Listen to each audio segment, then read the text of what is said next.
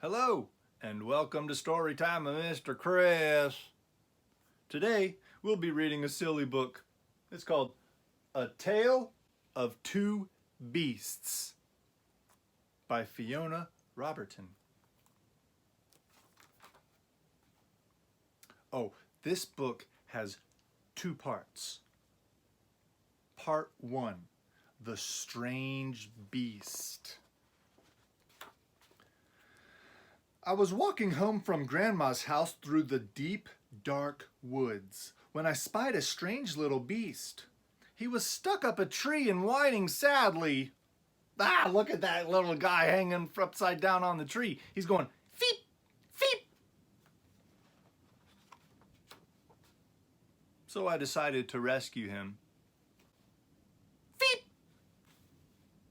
I will call you Fang, I told him, and I wrapped him warmly up in my scarf and carried him home safely.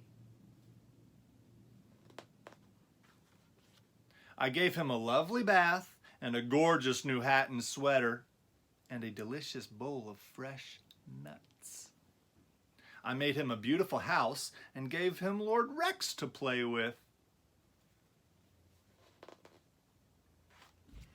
I took him out for lots of long walkies to keep him fit and healthy. And I showed him off to all my friends who loved him nearly as much as I did. Oh, look, the friends are going, ooh, amazing, awesome, so cute. But for some strange reason, the little beast did not look very happy. In fact, he was looking rather hot. I hope he's not sick, I thought, and opened the window to cool him down. But then something terrible happened. He threw off his clothes, leapt out the window, and ran away as fast as he could, back to the deep, dark woods. Look, she's yelling, Fang! And he's yelling, Feep! I wanted to go and look for him, but Mama had other plans. Dinner time. Blech. Bath time. Urgh. Bedtime. Grrr. I couldn't sleep. I missed the little beast and wondered if I would ever see him again. But then a small furry shadow appeared at the foot of my bed. The strange little beast had returned. He seemed quite pleased to see me, and I began to think that maybe, just maybe, he wasn't that strange after all. I wonder why he came back. Part 2, The Terrible Beast.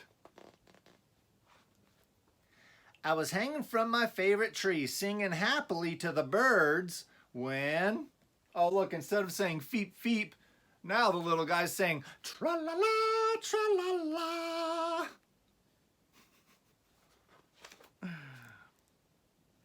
Look, now he says, hey, I was ambushed by a terrible beast.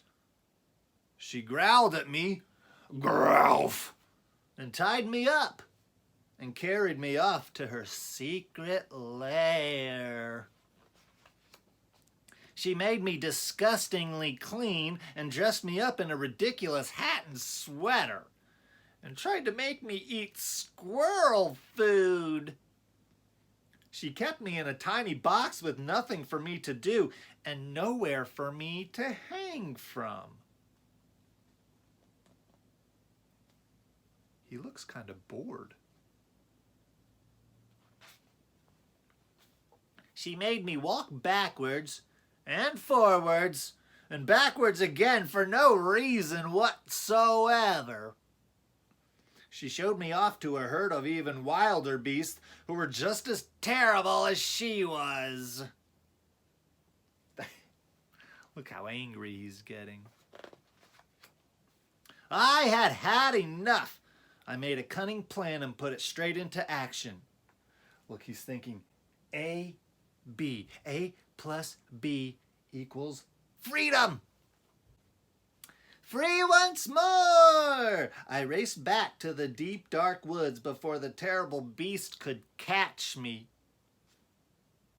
Look, the girl says, "Growlf!" And he's saying, "Woohoo!"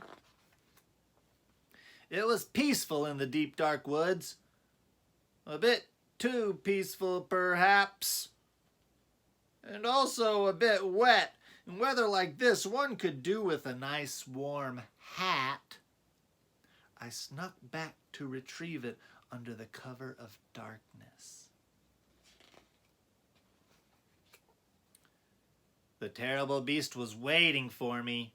She seemed quite pleased to see me, and I began to think that maybe, just maybe, she wasn't that terrible after all.